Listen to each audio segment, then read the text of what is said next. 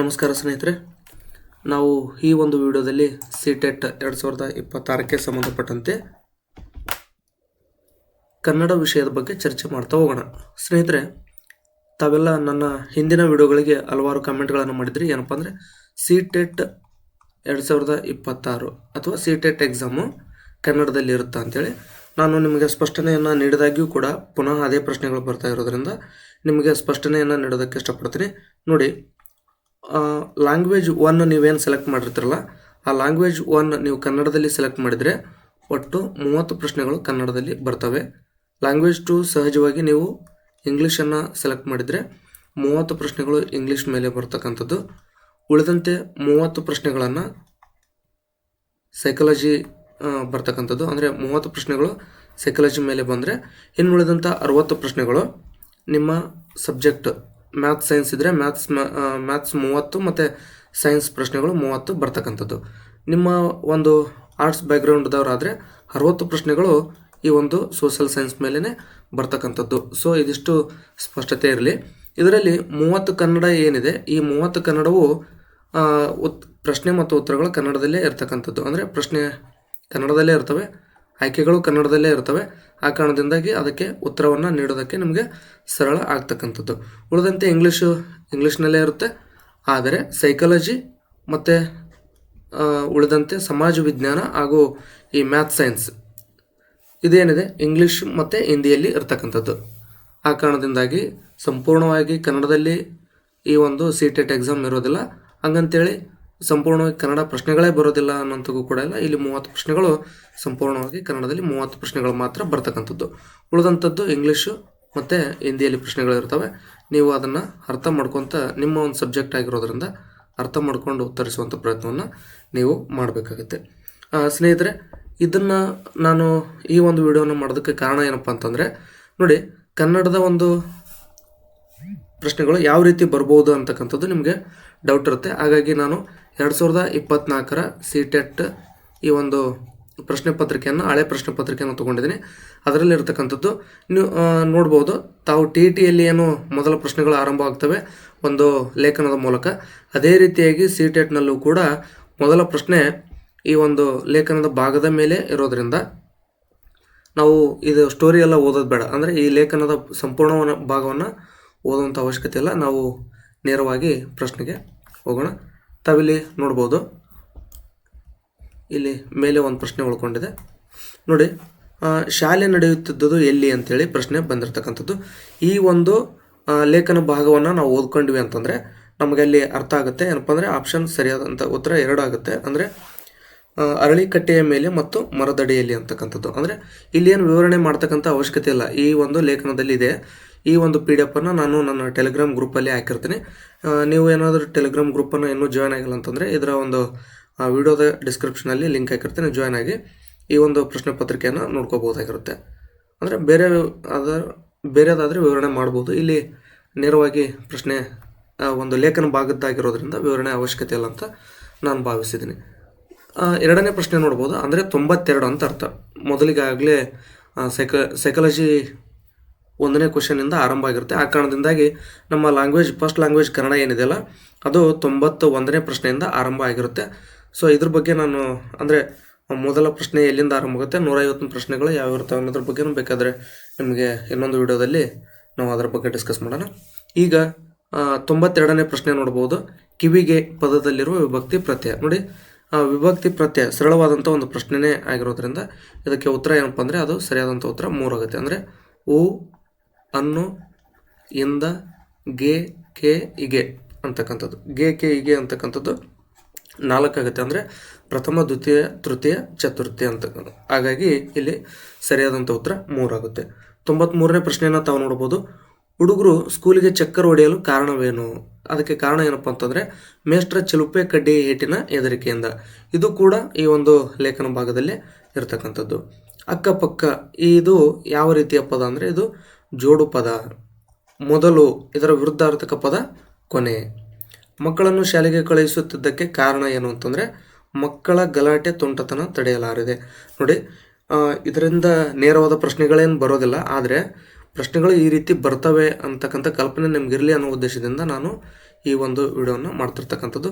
ನಿಮ್ಗೆ ಹೆಲ್ಪ್ ಆಗುತ್ತೆ. ಆ ಕಾರಣದಿಂದಾಗಿ ಪೂರ್ತಿ ವಿಡಿಯೋನ ನೋಡಿ. ಯಾಕಂದರೆ ಇಲ್ಲಿ ಬೋಧನಾಶಾಸ್ತ್ರದ ಮೇಲೇನು ಕೂಡ ಪ್ರಶ್ನೆಗಳು ಬರ್ತವೆ. ಅಲ್ಲಿ ಏನಾದರೂ ಪ್ರಶ್ನೆಗಳು ರಿಪೀಟ್ ಆಗ್ಬೋದು, ಅಥವಾ ಅದರ ಒಂದು ರಿಲೇಟೆಡ್ ಬರ್ಬೋದು. ಆ ಕಾರಣದಿಂದಾಗಿ ಸಂಪೂರ್ಣವಾದಂಥ ವಿಡಿಯೋನ ನೋಡಿ ಅಂತ ಹೇಳ್ತಾ ನೋಡಿ.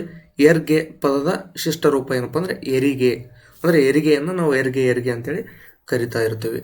ಮತ್ತು ಕುಲದ ಯಜಮಾನ ಯಾರಪ್ಪ ಅಂದ್ರೆ ಚಿನುಗ ಕುಲದ ಯಜಮಾನ ಆಗಿರ್ತಾನೆ. ಇಲ್ಲಿ ನೋಡ್ಬೋದು, ಕೂಕಣಕ್ಕಾಗಲಿಕ್ಕಿಲ್ಲ.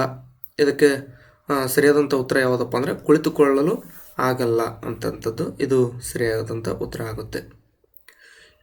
ಈಗ ಏನಾಗಿದೆ ಅಂತಂದರೆ 91ನೇ ಪ್ರಶ್ನೆಯಿಂದ 99ನೇ ಪ್ರಶ್ನೆವರೆಗೆ ಆ ಗದ್ಯ ಭಾಗದಲ್ಲಿರ್ತಕ್ಕಂಥ ಪ್ರಶ್ನೆಗಳು ಬಂದಿದ್ದು. ಈಗೇನಾಗಿದೆ ಅಂದರೆ 100ರಿಂದ 105ನೇ ಪ್ರಶ್ನೆಗಳು ಈ ಒಂದು ಪದ್ಯ ಭಾಗದಿಂದ ಬರ್ತವೆ. ಸೊ ಹಾಗಾಗಿ ಇಲ್ಲಿ ನೀವು ಏನು ಕನ್ನಡ ಇದೆ, ಈ ಕನ್ನಡ ವಿಷಯದ ಮೇಲೆ ಕನಿಷ್ಠ ನೀವು ಅಂದರೆ ಈ ಒಂದು ಕನ್ನಡದ 30 ಪ್ರಶ್ನೆಗಳಲ್ಲಿ ಕನಿಷ್ಠ ನೀವು 25 ಅಥವಾ 25ಕ್ಕಿಂತ ಹೆಚ್ಚು ಅಂಕಗಳನ್ನು ಪಡ್ಕೊಂಡ್ರೆ ಅಂದರೆ ನೀವು ಎಲಿಜಿಬಲ್ ಆಗೋಕ್ಕೆ ಅಂದರೆ SC ST OBC ಅವರಿಗೆ 83, ಉಳಿದಂಥವ್ರಿಗೆ 90 ಇರುತ್ತೆ. ಇಲ್ಲೇ 25 ನೀವು ತೊಗೊಂಡ್ಬಿಟ್ರೆ ಉಳಿದಂತೆ ಕನ್ನಡ, ಸೈಕಾಲಜಿ, ಸಮಾಜ ವಿಜ್ಞಾನ ಅಥವಾ ಮ್ಯಾಥ್ಸ್ ಸೈನ್ಸ್ ಆಗಿದ್ದರೆ ನೀವು ಮ್ಯಾಥ್ಸ್ ಸೈನ್ಸ್, ಉಳಿದದ್ದು ಕೇವಲ ಕಡಿಮೆ ಉಳಿತವೆ. ಅಂದರೆ 65 GM ಅಭ್ಯರ್ಥಿಗಳು ಏನಿರ್ತಾರಲ್ಲ ಅವರು 65 ತೊಗೊಂಡ್ರೆ ನೀವು ಎಲಿಜಿಬಲ್ ಆಗಿಬಿಡ್ತೀರಿ. ಅಂದರೆ 90 ತೊಗೊಂಡ್ರೆ ಎಲಿಜಿಬಲ್ ಆಗ್ತೀರಿ. ಉಳಿದಂತೆ SC ST OBC ಅವರು ಇಲ್ಲಿ ಮೈನಸ್ ಮಾಡ್ಕೊಳ್ರಿ. ಅಂದರೆ ಇಲ್ಲಿ 65 ಇವ್ರು ತೊಗೊತಾರೆ. ನೀವೇನಿದೆ 58, 59, 60ರವರೆಗೆ ನೀವು ತೊಗೊಂಡ್ರೆ ಅಂತಂದರೆ ಈಸಿಯಾಗಿ ಇದನ್ನು ಕ್ಲಿಯರ್ ಮಾಡ್ಬೋದಾಗಿರುತ್ತೆ. ಕನ್ನಡನ 25 ಹಾಗೂ 25ಕ್ಕಿಂತ ಹೆಚ್ಚು ಸ್ಕೋರ್ನ ಸರಳವಾಗಿ ಮಾಡ್ಬೋದಾಗಿದೆ. ನೋಡಿ, 100ನೇ ಪ್ರಶ್ನೆಗೆ ನೇರವಾಗಿ ಹೋಗೋಣ. ಇಲ್ಲಿ ಪದ್ಯವನ್ನು ಓದುವಂಥ ಅವಶ್ಯಕತೆ ಇಲ್ಲ. ಇಬ್ಬರಿಗೂ ನದಿಯು ಕಂಡ ರೀತಿ ಯಾವುದಂದರೆ ಕದಡಿದ ನೀರು, ಹರಿಯುವ ನೀರು. ಅಮರು ಅಂದರೆ ಇಲ್ಲಿ ನೋಡ್ಬೋದು, ಇಲ್ಲಿ ಮಿಂದರೆ ಕೆಸರು ಮೈಗೆಲ್ಲ ಅಮರಬಹುದೆಂದು ಬೆದರಿಸಿ. ಅಂದರೆ ಅಮರು ಅಂದರೆ ಅದರ ಪದದ ಅರ್ಥ, ಅಲ್ಲಿ ಏನಾದರೂ ಅವರು ಆ ನೀರಿನಾಗ ಮುಳುಗಿದ್ರಂದರೆ ಏನಪ್ಪ ಅಂದ್ರೆ ಮೈಗೆಲ್ಲ ಕೆಸರು ಅಮರುತ್ತೆ, ಅಂದರೆ ಹತ್ತಿಕೊಳ್ಳು ಅಂತ ಅದರ ಅರ್ಥ ಆಗುವಂಥದ್ದು. ಮಿಂದು ಈ ಪದದಲ್ಲಿರ್ತಕ್ಕಂಥ ಧಾತು ಪದ ಯಾವುದಂದರೆ ಮಿನ್ ಅಂತಕ್ಕಂಥದ್ದು ಸರಿಯಾದಂಥ ಉತ್ತರ. ರಾಮಯ್ಯ ಕತೆಗೆ ಹಿಂತಿರುಗಿದರು. ಕವನ ಸಂದರ್ಭದಲ್ಲಿ ವಾಕ್ಯ ಅರ್ಥ ಏನಪ್ಪ ಅಂದರೆ ಕತೆಯನ್ನು ಹೇಳುವುದು. ಅಂದರೆ ಕತೆ ಹೇಳಕತ್ತಿರ್ತಾರೆ, ಆಗ ವಾಪಸ್ ಬೇರೆ ಏನೋ ಹೇಳಿ ಮತ್ತೆ ಪುನಃ ಕತೆಗೆ ಬರ್ತಕ್ಕಂಥದ್ದು. ಅಂದರೆ ಈಗ ನೀವು KGFನಾಗ ಒಂದು ಸೀನ್ ಅಂದರೆ ಸಾಕಷ್ಟು ಬರೆಯುತ್ತೆ ಇರ್ತಕ್ಕಂಥದ್ದು. ಏನಂತಂದರೆ ಸರ್ ನೀವು ಕಥೆಯಲ್ಲಿ ಮುಂದೆ ಹೋಗ್ಬಿಟ್ರಿ ಅಂತಾರಲ್ಲ, ಅಲ್ಲಿ ಏನಾಗ್ತಾನೆ ಮತ್ತೆ KGFನಾಗ ಅನಂತನಾಗ್ ಸರ್ ಕತೆಗೆ ಹಿಂತಿರುಗ್ತಾರಲ್ಲ, ಅದು ಕಥೆಯನ್ನು ಹೇಳುವಂಥದ್ದು. ಮರಿ ಮೀನನ್ನು ಇಲ್ಲಿ ಯಾವುದಕ್ಕೆ ಹೋಲಿಸಲಾಗಿದೆ? ಕೈ ಮತ್ತು ಕಾಲು ಹುಟ್ಟಿಕೊಂಡಿರುವ ಹೂಗಳಿಗೆ ಹೋಲಿಸಿರುವಂಥದ್ದು. ತಾವಿಲ್ಲಿ ನೋಡ್ಬೋದು, ಹೊಸ ನೀರಿನಲ್ಲಿ ಮರಿಮೀನು ಕೈಕಾಲು ಬಂದ ಕುಸುಮಗಳಂತೆ. ನೆಕ್ಸ್ಟ್ 105ನೇ ಪ್ರಶ್ನೆ, ತೆರೆಗಳೆತ್ತರಗಳಲ್ಲಿ ಈ ಪದವನ್ನು ಬಿಡಿಸಿ ಬರೆಯಿರಿ ಅಂತ ಕೇಳಿದರೆ ತೆರೆಗಳೇ ಇಲ್ಲಿ ಮೂರನೇದ್ದಾಗುತ್ತೆ. ಯಾಕಂದರೆ ಇದು ಲೇ ಇರತಕ್ಕಂಥದ್ದು ತಪ್ಪಾಗುತ್ತೆ. ಮೂರನೇದ್ದು ಸರಿಯಾದಂಥ ಉತ್ತರ. ಅಂದರೆ ತೆರೆಗಳ ಅಧಿಕ್ ಎತ್ತರದಲ್ಲಿ ಅಥವಾ ಪ್ಲಸ್ ಎತ್ತರಗಳಲ್ಲಿ ಅಂತಕ್ಕಂಥದ್ದು ಸರಿಯಾದಂಥ ಉತ್ತರ ಆಗುತ್ತೆ. ನೆಕ್ಸ್ಟ್ ನೋಡಿ, ಇಲ್ಲಿ ಈ ಒಂದು 106ನೇ ಪ್ರಶ್ನೆಯಿಂದ ಇಲ್ಲಿ ಏನಾಗುತ್ತೆ ಅಂದರೆ ನೇರವಾದಂಥ ಪ್ರಶ್ನೆಗಳಾದರೂ ಬರ್ಬೋದು ಅಥವಾ ಇದಕ್ಕೆ ರಿಲೇಟೆಡ್ ಆಗಿರ್ತಕ್ಕಂಥ ಪ್ರಶ್ನೆಗಳಾದರೂ ಬರ್ಬೋದು. ಸ್ವಲ್ಪ ಗಮನ ಇಟ್ಟು ನಾವು ಇದರಲ್ಲಿ ನೋಡ್ತಾ ಹೋಗೋಣ. ಮಾತೃಭಾಷೆ ಆಧಾರಿತ ಬಹುಭಾಷಿಕತನವನ್ನು ಈ ಮುಂದಿನ ಹೇಳಿಕೆ ಸಮರ್ಥಿಸುತ್ತದೆ. ಅಂದರೆ ಭಾಷಾ ಆಧಾರಿತ ಬಹುಭಾಷಿಕತನವನ್ನು ಈ ಮುಂದಿನ ಹೇಳಿಕೆ ಸಮರ್ಥಿಸುತ್ತಂದರೆ ಅದಕ್ಕೆ ಸರಿಯಾದಂಥ ಉತ್ತರ ಏನಾಗುತ್ತೆ ಅಂತಂದರೆ ನೋಡಿ, ಎಲ್ಲ ಮಕ್ಕಳು ತಮ್ಮ ಶಾಲಾ ಪ್ರವೇಶವನ್ನು ತಮ್ಮ ಮಾತೃಭಾಷೆ ಅಥವಾ ಮನೆ ಭಾಷೆಯೊಂದಿಗೆ ಪ್ರಾರಂಭಿಸಬೇಕು. ಇದು ಸರಿಯಾದಂಥ ಉತ್ತರ ಆಗುತ್ತೆ. ಅಂದರೆ ಪ್ರತಿ ಮಗುವು ಕೂಡ ಶಾಲೆ ಒಂದು ಶಿಕ್ಷಣವನ್ನು ತನ್ನ ಮಾತೃಭಾಷೆ ಅಥವಾ ಮನೆ ಭಾಷೆಯೊಂದಿಗೆ ಆರಂಭಿಸಬೇಕಾಗತ್ತೆ. ಪಠ್ಯಗ್ರಹಣ ತಂತ್ರಗಳಿಗೆ ಸಂಬಂಧಿಸಿದಂತೆ ಈ ಮುಂದಿನ ಹೇಳಿಕೆಗಳಲ್ಲಿ ಸರಿಯಿಲ್ಲದ ಹೇಳಿಕೆಯನ್ನು ಗುರುತು ಮಾಡಿ ಅಂತ ಕೇಳಿದರೆ ಇದಕ್ಕೆ ಸರಿಯಾದಂಥ ಉತ್ತರ ಮೇಲ್ಮಟ್ಟದ ಓದು ಅಥವಾ ಸ್ಕೀಮಿಂಗ್ ಅಂತ ಕರಿತೀವಿ. ಆಳ ಓದಾದರೆ ಕ್ಷಿಪ್ರ ಓದು ಅಂತಕ್ಕಂಥದ್ದು ಸ್ಕ್ಯಾನಿಂಗ್ ಅವಸರದ ಓದಾಗಿದೆ. ಇದು ಸರಿಯಾದಂಥ ಉತ್ತರ ಆಗುವುದಿಲ್ಲ. ನೆಕ್ಸ್ಟ್ ನೋಡ್ಬೋದು, ಅಂದರೆ ಸರಿಯಲ್ಲದ ಹೇಳಿಕೆ ಅಲ್ಲಿದು ಅಂತ ಅರ್ಥ. ಮಕ್ಕಳು ತಮ್ಮ ಸುತ್ತಮುತ್ತಲಿನ ವಸ್ತುಗಳು, ಘಟನೆಗಳು, ವಿದ್ಯಮಾನಗಳ ಬಗ್ಗೆ ಪ್ರಶ್ನೆಗಳನ್ನು ಕೇಳಲಾರಂಭಿಸಿದಾಗ ಈ ಮುಂದಿನ ಯಾವ ಭಾಷಾ ಪ್ರಕಾರ್ಯವನ್ನು ಇತರೆಗಳಿಗಿಂತ ಹೆಚ್ಚಾಗಿ ಬಳಸಲಾಗಿದೆ ಅಂತಂದರೆ ಅದು ಸ್ವಯಂ ಅನ್ವೇಷಣೆ ಅಂತಕ್ಕಂಥದ್ದು ಸರಿಯಾದಂಥ ಉತ್ತರ ಆಗುತ್ತೆ. ಮಾನವ ಭಾಷೆಯ ಈ ಮುಂದಿನ ಯಾವ ಲಕ್ಷಣಗಳಿಂದಾಗಿ ಮಾನವರು ತತ್ಕ್ಷಣದ ಸಮಯ ಮತ್ತು ಸ್ಥಳದಲ್ಲಿ ಇರದ ಯಾವ ವಿಷಯದ ಬಗ್ಗೆ ಮಾತನಾಡಬಲ್ಲರು ಅಂತಂದರೆ ಅದು ಸ್ಥಳ ಪಲ್ಲಟ ಅಂತಕ್ಕಂಥದ್ದು ಸರಿಯಾದಂಥ ಉತ್ತರ ಆಗುವಂಥದ್ದು. ನೆಕ್ಸ್ಟ್ ಪ್ರಶ್ನೆಯನ್ನು ನೋಡ್ಬೋದು. ಗ್ರಹಿಕೆಯೊಂದಿಗೆ ಓದುವ ಸಾಂಕೇತಿಕವಾಗಿ ಈ ಕೆಳಕಂಡ ಯಾವ ಕೌಶಲ್ಯಗಳನ್ನು ಪರಿಗಣಿಸಲಾಗಿದೆ ಅಂತಕ್ಕಂಥದ್ದು. ಇಲ್ಲಿ ಏನಾಗುತ್ತೆ ಅಂದರೆ ಪ್ರತ್ಯೇಕ ಅಕ್ಷರಗಳು ಅಥವಾ ವರ್ಣಮಾಲೆಯ ಮೇಲೆ ಗಮನ ಹರಿಸುವಂಥದ್ದು. ಅಂದರೆ ಓದುವಂಥದ್ದು ಹೆಂಗೈತೆ ಅಂದರೆ ಗ್ರಹಿಕೆಯೊಂದಿಗೆ ಓದುವ ಸಂಕೇತವಾಗಿ ಈ ಕೆಳಕಂಡ ಯಾವ ಕೌಶಲ್ಯಗಳಂತಂದರೆ ತಾವಿಲ್ಲಿ ನೋಡ್ಬೋದು. ಸಂಗತಿಗಳು ಅಥವಾ ಆಲೋಚನೆಗಳ ಅನುಕ್ರಮವನ್ನು ವ್ಯವಸ್ಥಿತಗೊಳಿಸುವುದು ಮತ್ತು ನಿರ್ಧರಿಸುವುದು, ಈವರೆಗೆ ಓದಿದ ಪಠ್ಯವನ್ನು ಮನಸ್ಸಿನೊಳಗೆ ಸಂಕ್ಷಿಪ್ತಗೊಳಿಸುವುದು, ಮುಂಬರುವ ವಿಷಯವನ್ನು ನಿರೀಕ್ಷಿಸುವುದು, ಇವು ಮೂರು ಸರಿಯಾಗ್ತವೆ. ಆದರೆ ಆಗ ಪ್ರತ್ಯೇಕ ಅಕ್ಷರಗಳು ಅಥವಾ ವರ್ಣಮಾಲೆಯ ಮೇಲೆ ಗಮನ ಹರಿಸ್ತಕ್ಕಂಥದ್ದು ಇದು ತಪ್ಪಾದಂಥ ಉತ್ತರ ಆಗುತ್ತೆ. ನೆಕ್ಸ್ಟ್ ನೋಡ್ಬೋದು. ಈ ಮುಂದಿನವುಗಳಲ್ಲಿ ಯಾವುದು ದ್ವಿತೀಯ ಭಾಷಾ ಬೋಧನೆಯ ವ್ಯಾಕರಣ ಭಾಷಾಂತರ ವಿಧಾನವಲ್ಲ ಅಂತೇಳಿ ಕೇಳಿರ್ತಕ್ಕಂಥದ್ದು. ನೋಡಿ, ದ್ವಿತೀಯ ಭಾಷೆಯಲ್ಲಿ ನೇರವಾಗಿ ಸಂವಹನ ಮಾಡುವುದು, ಆಗ ಎರಡೂ ಭಾಷೆಗಳ ವ್ಯಾಕರಣ ನಿಯಮಗಳನ್ನು ಹೋಲಿಸುವುದು. ಅಂದರೆ ನೇರವಾಗಿ ಯಾವುದೇ ಒಂದು ಭಾಷೆಯನ್ನು ನಾವು ಸಂವಹನ ಮಾಡ್ತಾ ಹೋದರೆ ಅಥವಾ ಮಾತಾಡ್ತಾ ಹೋದರೆ ಅದು ಡೈರೆಕ್ಟಾಗಿ ಅರ್ಥ ಆಗಲಿಕ್ಕಿಲ್ಲ. ಯಾಕಂದರೆ ಆಲ್ರೆಡಿ ಕನ್ನಡ ನಾವು ಪ್ರಥಮ ಭಾಷೆಯಾಗಿ, ಇಂಗ್ಲೀಷ್ ದ್ವಿತೀಯ ಭಾಷೆಯಾಗಿ ಅದರ ಅನುಭವವನ್ನು ಪಡ್ಕೊಂಡಿರ್ತೀವಿ. ನೋಡಿ, ಒಬ್ಬ ಶಿಕ್ಷಕಿಯು ತಾನು ವಿದ್ಯಾರ್ಥಿಗಳಿಗೆ ನೀಡಿದ ಪ್ರಶ್ನೆಗೆ ಅವರು ಅನುಭವದ ಆಧಾರದ ಮೇಲೆ ಹೇಗೆ ಉತ್ತರ ನೀಡಿದರು ಮತ್ತು ಅವರು ಆ ಉತ್ತರವನ್ನು ಬರೆದಾಗ ಅವರು ಏನನ್ನು ಚಿಂತಿಸಿದ್ದರು ಮತ್ತು ಹೇಗೆ ಯೋಚಿಸುತ್ತಿದ್ದರು ಎಂಬುದನ್ನು ತಿಳಿಸುವಂತೆ ವಿದ್ಯಾರ್ಥಿಗಳನ್ನು ಕೇಳಿದರು. ಇದು ಈ ಮುಂದಿನ ಕ್ರಿಯೆಗೆ ಉದಾಹರಣೆಯಾಗಿದೆ ಅಂತಂದರೆ ಇದು ಮೆಟಾಕಾಗ್ನಿಷನ್ಗೆ ಉದಾಹರಣೆ ಆಗಿರತಕ್ಕಂಥದ್ದು. 113ನೇ ಪ್ರಶ್ನೆ. ಈ ಮುಂದಿನ ಕ್ರಶನನ ಪ್ರಮೇಯಗಳಲ್ಲಿ ಯಾವ ಪ್ರಮೇಯವು ವೈಗೋಟಸ್ಕಿಯವರ ಪ್ರಮೇಯಕ್ಕೆ ಸಾದೃಶ್ಯಕವಾಗಿರ್ತಕ್ಕಂಥದ್ದು ಅಂದರೆ ಇದು ಇನ್ಪುಟ್ ಪ್ರಮೇಯಕ್ಕೆ ಸಾದೃಶ್ಯಕವಾಗಿರ್ತಕ್ಕಂಥದ್ದು. ನೆಕ್ಸ್ಟ್ ನೋಡ್ಬೋದು. 114. ಕುಮ್ಮಿನನ ಅಂತರ ಅವಲಂಬನೆ ಪ್ರಮೇಯದ ಪ್ರಕಾರ ಈ ಕೆಳಕಂಡ ಯಾವುದು ಅಪಸ್ವರ ಅವಲಂಬಿತ ಆಗಿದೆ ಅಂತೇಳಿ ಕೇಳಿರ್ತಕ್ಕಂಥದ್ದು. ಇದಕ್ಕೆ ಸರಿಯಾದಂಥ ಉತ್ತರ ಯಾವುದಪ್ಪ ಅಂದರೆ ಪ್ರಥಮ ಮತ್ತು ದ್ವಿತೀಯ ಭಾಷೆಯಲ್ಲಿ ಜ್ಞಾನಗ್ರಹಣ.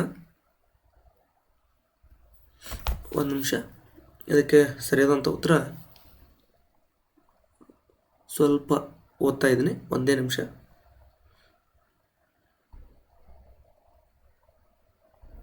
ಕುಮ್ಮಿನನ ಅಂತರ ಅವಲಂಬನೆ ಪ್ರಮೇಯದ ಓಕೆ, ಅಂದರೆ ಇದಕ್ಕೆ ಕುಮ್ಮಿನನ ಅಂತರ ಅವಲಂಬನೆ ಪ್ರಮೇಯದ ಪ್ರಕಾರ ಈ ಕೆಳಕಂಡ ಯಾವುದು ಪರಸ್ಪರ ಅವಲಂಬಿತವಾಗಿದೆ ಅಂದರೆ ಅದಕ್ಕೆ ಸರಿಯಾದಂಥ ಉತ್ತರ 4 ಆಗ್ತಕ್ಕಂಥದ್ದು. ಪ್ರಥಮ ಮತ್ತು ದ್ವಿತೀಯ ಭಾಷೆಯಲ್ಲಿ ಜ್ಞಾನಗ್ರಹಣ ಶೈಕ್ಷಣಿಕ ಪ್ರಾವೀಣ್ಯತೆ ಅಂತಕ್ಕಂಥದ್ದು. ನೆಕ್ಸ್ಟ್ 115ನೇ ಪ್ರಶ್ನೆ.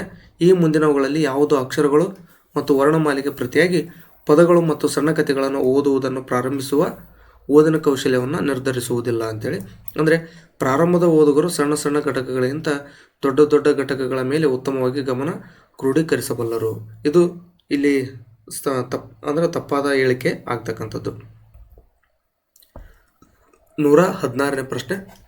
ಭಾಷೆ ಮತ್ತು ಉಪಭಾಷೆಗಳ ಬಗ್ಗೆ ಈ ಕೆಳಕಂಡವುಗಳಲ್ಲಿ ಭಾಷಿಕವಾಗಿ ಯಾವುದು ಸರಿ ಅಂತೇಳಿ ಕೇಳಿರ್ತಕ್ಕಂಥದ್ದು. ಇದಕ್ಕೆ ಸರಿಯಾದಂಥ ಉತ್ತರ 2 ಆಗುತ್ತೆ. ಅಂದರೆ ಭಾಷೆ ಮತ್ತು ಉಪಭಾಷೆಯ ನಡುವೆ ಚೆನ್ನಾಗಿ ವಿವರಿಸಲಾದ ಯಾವುದೇ ಭಾಷಿಕ ಭಿನ್ನತೆ ಇಲ್ಲ. 117. ಮೀರಾ 7 ತಿಂಗಳ ಶಿಶು. ಈಗ ಅವಳು ಸ್ವರಗಳು ಮತ್ತು ವ್ಯಂಜನಗಳೆರಡನ್ನೂ ಒಳಗೊಂಡ ಶಬ್ದಗಳನ್ನು ಮಾಡುತ್ತಿದ್ದಾಳೆ. ಅವಳು ಈ ಕೆಳಕಂಡ ಯಾವ ಪ್ರಕಾರದ ಮೂಲಕ ಸಂವಹನ ಮಾಡಲು ಪ್ರಯತ್ನಿಸುತ್ತಿದ್ದಾಳೆ. ನೋಡಿ, ಈ ಒಂದು 7 ತಿಂಗಳದ ಮಗು ಮಾತಾಡೋಕ್ಕೆ ಪ್ರಯತ್ನ ಮಾಡುತ್ತಿಲ್ಲ, ನನಗೆ ಅಷ್ಟು ಗೊತ್ತಿಲ್ಲ. ಆದರೆ ಇದಕ್ಕೆ ಸರಿಯಾದಂಥ ಉತ್ತರ ಏನಪ್ಪ ಅಂದರೆ ತೊದಲು ಮಾತು. ಅಂದ್ರೆ ಅದು 7 ತಿಂಗಳ ಆದ ತಕ್ಷಣವೇ ಮಗು ಮಾತಾಡೋಕ್ಕೆ ಟ್ರೈ ಮಾಡುತ್ತೆ ಅನ್ನುವಂಥದ್ದು ನನಗೆ ಅಷ್ಟೇನೋ ಸಮಂಜಸ ಅನಿಸೋಲ್ತು. ಆದಾಗ್ಯೂ ಕೂಡ ಅಂದರೆ ನಾವು ಸೈಕಾಲಜಿ ಪ್ರಕಾರ ಏನಪ್ಪ ಅಂದರೆ 0 ಇಂದ 2 ವರ್ಷಗಳ ನಡುವೆ ಇರತಕ್ಕಂಥದ್ದು ಈ ಹಿಂದೆ ನಾವು ಚರ್ಚೆ ಮಾಡಿದ್ವಿ. ಅದೇನಾಗುತ್ತೆ ಅಂದರೆ 15 ತಿಂಗಳಿಂದ 2 ವರ್ಷದ ಒಳಗೆ ಏನಿರ್ತಾವಲ್ಲ ಅಲ್ಲಿ ಸಣ್ಣ ಸಣ್ಣ ವಾಕ್ಯಗಳನ್ನು ಮಾತಾಡೋಕ್ಕೆ ಟ್ರೈ ಮಾಡುತ್ತೆ. ಆದರೆ ತೊದಲು ಮಾತನ್ನು ಬಹುಶಃ 1 ವರ್ಷದ ನಂತರ ಮಾತಾಡೋಕ್ಕೆ ಟ್ರೈ ಮಾಡ್ಬೋದು. ಬಟ್ ಇವರು 7 ತಿಂಗಳು ಕೊಟ್ಟಿದ್ದಾರೆ. ಇರಲಿ, ಏನೇ ಇದ್ರೂ ಕೂಡ ಅದಕ್ಕೆ ಸರಿಯಾದಂಥ ಉತ್ತರ ತೊದಲು ಮಾತು ಆಗ್ತಕ್ಕಂಥದ್ದು. ಉತ್ಪಾದಕ ಸಾಮರ್ಥ್ಯದ ಶಬ್ದಕೋಶ ಎಂದರೇನು ಅಂತ ಕೇಳಿದರೆ ಇದಕ್ಕೆ ಸರಿಯಾದಂಥ ಉತ್ತರ 1 ಆಗ್ತಕ್ಕಂಥದ್ದು. ಅಂದರೆ ಬರವಣಿಗೆ ಮತ್ತು ಮಾತಿನಲ್ಲಿ ನಾವು ಬಳಸುವ ಪದಗಳು. 119ನೇ ಪ್ರಶ್ನೆ. ಈ ಮುಂದಿನವುಗಳಲ್ಲಿ ಯಾವುದನ್ನು ಭಾಷಾರ್ಜನೆ ಸಾಧನದ ಪರಿಕಲ್ಪನೆಯ ಮೂಲಕ ವಿವರಿಸಲಾಗುವುದಿಲ್ಲ ಅಂತೇಳಿ. ಇದಕ್ಕೆ ಸರಿಯಾದಂಥ ಉತ್ತರ ಮಕ್ಕಳು ಸಾಂಕೇತಿಕ ಭಾಷೆಯನ್ನು ಕಲಿಯಲು ಹೇಗೆ ಸಮರ್ಥರಾಗುತ್ತಾರೆ. 120 ಒಂದು ಭಾಷೆ ಸಮಯದಲ್ಲಿ ಎಸ್ ಎಂಬ ಪದವನ್ನು ಎರಡು ಬೇರೆ ಬೇರೆ ಸಾಮಾಜಿಕ ಆರ್ಥಿಕ ಭಾಷಾ ಗುಂಪುಗಳಲ್ಲಿ ಭಿನ್ನ ಭಿನ್ನವಾಗಿ ಉಚ್ಚಾರ ಮಾಡುತ್ತಾರೆ. ಇದು ಈ ಮುಂದಿನ ಅಂಶಕ್ಕೆ ಉದಾಹರಣೆಯಾಗಿದೆ. ಅಂದರೆ ಇದು ಸಾಮಾಜಿಕ ಭಾಷಾಶಾಸ್ತ್ರದ ಭಿನ್ನತೆಗೆ ಉದಾಹರಣೆ ಆಗಿರ್ತಕ್ಕಂಥದ್ದು. ಸೊ ಇಲ್ಲಿ ನಾನು ಜಾಸ್ತಿ ವಿವರಣೆ ಮಾಡಿಲ್ಲ. ಉದ್ದೇಶ ಏನಪ್ಪ ಅಂತಂದರೆ ಕನ್ನಡದ ಪ್ರಶ್ನೆಗಳು ಯಾವ ರೀತಿ ಬರ್ತವೆ ಅಂತಕ್ಕಂಥದ್ದು. ನೋಡಿ, ಸುಮಾರು ಒಂದು 15 ಪ್ರಶ್ನೆಗಳು ಅತ್ಯಂತ ಸರಳ ಬಂದರೆ ಇನ್ನೊಂದು 15 ಪ್ರಶ್ನೆಗಳು ಸ್ವಲ್ಪ ಸೈಕಾಲಜಿ ಆಧಾರಿತ ಮೇಲೆ ಇರ್ತಕ್ಕಂಥದ್ದು, ಅಂದರೆ ಪೆಡಗ ಇರ್ತದೆ. ಆ ಕಾರಣದಿಂದಾಗಿ ಸ್ವಲ್ಪ ನೀವು ಅದನ್ನು ಸರಿಯಾಗಿ ಅರ್ಥ ಮಾಡಿಕೊಂಡು ಉತ್ತರಿಸಿದ್ರಿ ಅಂತಂದರೆ ಇವೇನು ಟಫ್ ಆಗಲಿಕ್ಕಿಲ್ಲ. ತಾವಿಲ್ಲಿ ನೋಡ್ಬೋದು, ಈಗಾಗಲೇ ಈ ಎಲ್ಲ ಪ್ರಶ್ನೆಗಳಿಗೆ ನಾವು ಉತ್ತರವನ್ನು ನೋಡ್ಕೊಂಡು ಬಂದಿದ್ದೀವಿ. ಒಂದು ಪ್ಯಾಸೇಜ್ ಕೊಡ್ತಾರೆ, ಒಂದು ಗದ್ಯ, ಒಂದು ಪದ್ಯ, ಆ ಗದ್ಯದ ಮೇಲೆ ಪ್ರಶ್ನೆಗಳು, ಪದ್ಯದ ಮೇಲೆ ಪ್ರಶ್ನೆಗಳು. ಅಲ್ಲಿ ಯಾವುದೇ ಒಂದು ಪ್ರಶ್ನೆಗೂ ಕೂಡ ನೀವು ತಪ್ಪು ಮಾಡ್ದೇ ಎಲ್ಲ ಪ್ರಶ್ನೆಗಳಿಗೆ ಸರಿಯಾಗಿ ಉತ್ತರವನ್ನು ನೀಡಬೇಕಾಗುತ್ತೆ. ಆಮೇಲೆ ಈ ರೀತಿಯಾಗಿ ವಿಭಕ್ತಿ ಪ್ರತ್ಯಯ, ವಿರುದ್ಧಾರ್ಥಕ ಪದ, ಸಮಾನಾರ್ಥಕ ಪದ ಮತ್ತು ಬೇರೆ ಬೇರೆ ಪದ, ಈ ಒಂದು ಗ್ರಾಮರ್ ಮೇಲೇನೂ ಬರ್ತಕ್ಕಂಥ ಪ್ರಶ್ನೆಗಳಿರ್ತವೆ. ಆ ಕಾರಣದಿಂದಾಗಿ ಇಲ್ಲಿ ನೀವು ಆಲ್ರೆಡಿ ಟಿ.ಇ.ಟಿಗೆ ಓದಿರೋದ್ರಿಂದ ಇವೇನೋ ನಿಮಗೆ ಟಫ್ ಆಗಲಿಕ್ಕಿಲ್ಲ ಅಂತಕ್ಕಂಥದ್ದು ನನ್ನ ಉದ್ದೇಶ. ನೋಡಿ, 30 ಪ್ರಶ್ನೆಗಳಲ್ಲಿ 25ಕ್ಕಿಂತ ಹೆಚ್ಚು ನೀವು ತೊಗೊಂಡ್ರಪ್ಪ ಅಂತಂದರೆ ಉಳಿದಂತೆ ನಾನು ಆಗಲೇ ಹೇಳಿದೆ, SC/ST ಮತ್ತು OBC ಅವರಿಗೆ 83 ತೊಗೊಂಡ್ರೆ ನೀವು ಎಲಿಜಿಬಲ್ ಇರ್ತೀರಿ. ಆ ಕಾರಣದಿಂದಾಗಿ ನೀವು ಅತ್ಯಂತ ಸಮೀಪಕ್ಕೆ ಬಂದಿರ್ತೀರಿ. ಯಾಕಂತಂದರೆ ಸಮೀಪ ಅಂದ್ರೇನು, 83ರಲ್ಲಿ ನೀವು 25 ಮೈನಸ್ ಮಾಡಿದರೆ 58. ಅಂದರೆ ಇಂಗ್ಲೀಷು ಮತ್ತು ಸೈಕಾಲಜಿ ಹಾಗೂ ಈ ಸಮಾಜ ವಿಜ್ಞಾನದವರು SS. ನೋಡಿ, ಸಮಾಜ ವಿಜ್ಞಾನದವರು SS-ನಲ್ಲಿ 60 ಪ್ರಶ್ನೆಗಳು ಬರ್ತವೆ. ನೀವು ಇತಿಹಾಸವನ್ನು ಕನ್ನಡದಲ್ಲಿ ಓದಿರ್ತೀರಿ, ಪ್ರಶ್ನೆಗಳು ಇಲ್ಲಿ ಇಂಗ್ಲೀಷ್ನಲ್ಲಿ ಬರೋದ್ರಿಂದ ನೀವು ಏನೋ ಅಂದಾಜು ಮೇಲೆ ಆಗ್ತಾ ಹೋದ್ರೂ ಕೂಡ ಕನಿಷ್ಠ ನೀವು ಒಂದು 30-35 ಪ್ರಶ್ನೆಗಳಿಗೆ ಏನಾದರೂ ಉತ್ತರಿಸಿದರೆ, ಅಥವಾ 30 ಪ್ರಶ್ನೆಗಳಿಗೆ ಉತ್ತರಿಸಿದರೆ ಇಲ್ಲೊಂದು 25, ಇಲ್ಲೊಂದು 30, ಅಂದರೆ 55 ಪ್ರಶ್ನೆಗಳಿಗೆ ಇಲ್ಲಿ ಆಗೇ ಬಿಡುತ್ತೆ. ಮತ್ತು ಇಂಗ್ಲೀಷ್ ಕಾಮನಾಗಿ ನೀವು ಟಿ.ಇ.ಟಿಗೆ ಓದಿದ್ರಿ, ನೀವೇನಾದರೂ ಇಲ್ಲೊಂದು 15 ತೊಗೊಂಡ್ರೆ ಅಥವಾ 17-18ರವರೆಗೆ ನೀವೇನಾದರೂ ತೊಗೊಂಡ್ರಿ ಅಂತಂದರೆ ಇಲ್ಲಿ ಅಂದರೆ ನೋಡಿ 55 ಪ್ಲಸ್ ಇದು ಒಂದು 17-18ರವರೆಗೆ ನೀವಿಲ್ಲಿ ಟಿ.ಇ.ಟಿಯಲ್ಲಿ CTETನಲ್ಲಿ ಸ್ಕೋರ್ ಮಾಡಿದ್ರಿ ಅಂತಂದರೆ 73ರವರೆಗೆ ಆಗ್ತಕ್ಕಂಥದ್ದು. ಆಗ ಸೈಕಾಲಜಿ 30 ಪ್ರಶ್ನೆಗಳೇನು ಬರ್ತವೆ, 30ರಲ್ಲಿ ನೀವು ಹಾಗೂ ಹೀಗೂ ಎಕರಡಿ ಒಂದು 10 ತೊಗೊಂಡ್ರೆ 83 ಆಗೇ ಬಿಡುತ್ತೆ. ಆ ಕಾರಣದಿಂದಾಗಿ ಸ್ವಲ್ಪ ಈಸಿ ಇರೋದರಿಂದ ಯಾವುದೇ ಕಾರಣಕ್ಕೂ ಮಿಸ್ ಮಾಡ್ಕೊಳ್ಳೋಕೆ ಹೋಗಬೇಡಿ ಅಂತ ಹೇಳ್ತಾ ಈ ಒಂದು ವಿಡಿಯೋನ ಇಲ್ಲಿ ಮುಗಿಸ್ತಾ ಇದ್ದೀನಿ. ಏನಪ್ಪ ಅಂದರೆ ಉದ್ದೇಶ ಏನು ಅಂತಂದರೆ ನಿಮಗೆ ಕನ್ನಡ ಪ್ರಶ್ನೆಗಳು ಯಾವ ರೀತಿ ಬರ್ತವೆ ಅನ್ನೋದನ್ನು ತಿಳಿಸ್ಕೊಡ್ಬೇಕಾಗಿತ್ತು. ಆ ಕಾರಣದಿಂದಾಗಿ ಸ್ವಲ್ಪ ಡಿಸ್ಕಸ್ ಮಾಡೋಣ ಅಂಥೇಳಿ ಈ ಒಂದು ವಿಡಿಯೋನ ಮಾಡಿದ್ದು. ತಮ್ಮೆಲ್ಲರಿಗೂ ಈ ಒಂದು ವಿಡಿಯೋ ಇಷ್ಟ ಆಗಿದೆ ಅಂತ ಭಾವಿಸ್ತಾ ನಾನು ತಮ್ಮೆಲ್ಲರಿಗೂ ವಿಡಿಯೋ ನೋಡಿದ್ದಕ್ಕಾಗಿ ಧನ್ಯವಾದಗಳನ್ನು ಸಲ್ಲಿಸ್ತಾ ವಿಡಿಯೋನ ಮುಗಿಸ್ತಾ ಇದ್ದೀನಿ. ಧನ್ಯವಾದಗಳು.